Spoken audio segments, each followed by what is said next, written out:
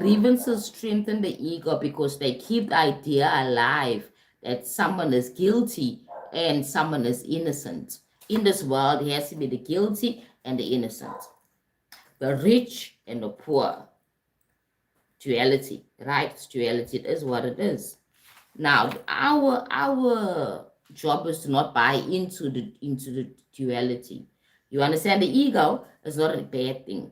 Neither is it a good thing. It is a form of understanding the world.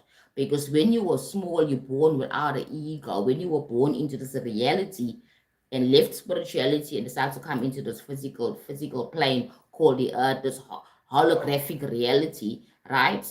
You had no ego. You were a blank slate, fresh from the top, from the other side. When you came in, then your family now taught you about separatism, your culture, your background taught you about the ego. How did we learn?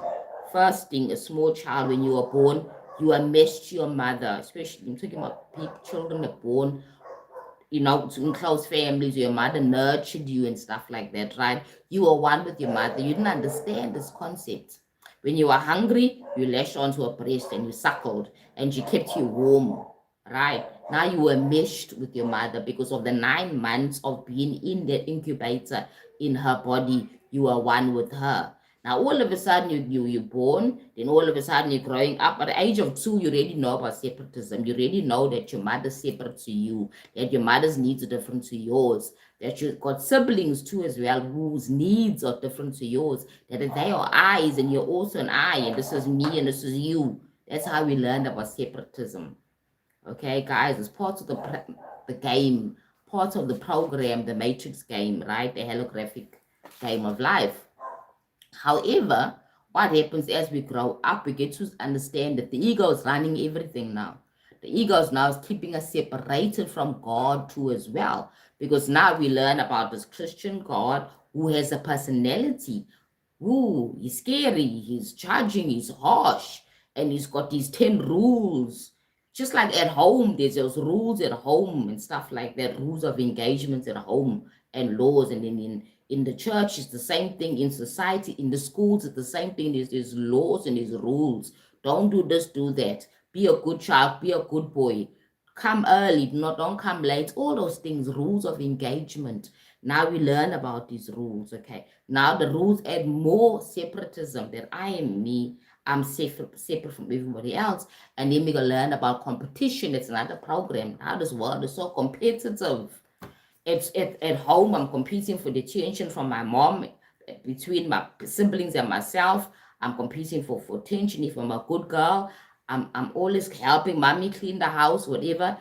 I'm actually accepted more. But if I do the opposite, I'm not a good girl or a good boy, I'm now rejected. You understand? Now you say, okay, I need to behave in a certain way because there's rewards in being good. And there's also competition here. Okay, me and my siblings, we need mommy's attention. Now we all kind of, on a subconscious level, fighting for her attention. You understand? Yeah, and that's how we learn about scarcity. There is not enough love from mommy and daddy. And yeah, see, these are the programs that are introduced gradually into our lives, linked to separatism, linked to the fact that this world is all about competition.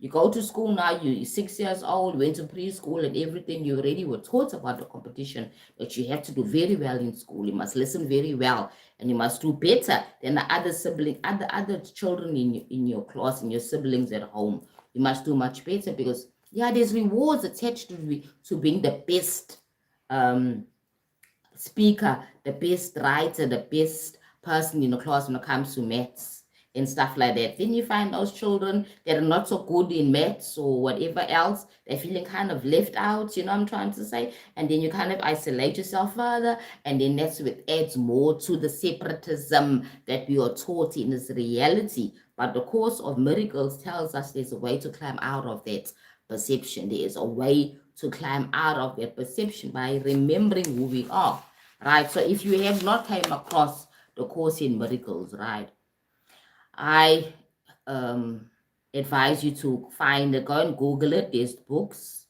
on it. There's a book called the Course in Miracles, right? And there's also the teachings on it as well, teaching you how to climb out of separatism in your mind, how to change your perception, and how to get more closer to Christ consciousness, unity consciousness. You understand?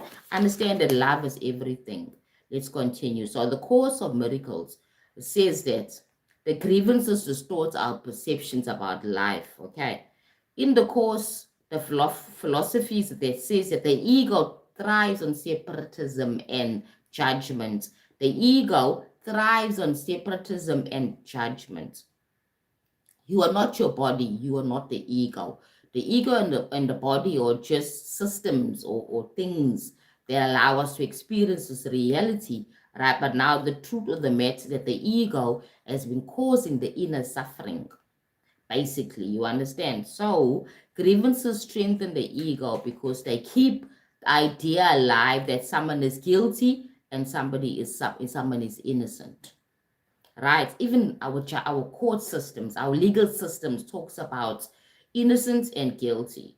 Right? Now, recently there was a cashing Tronston thing in the week.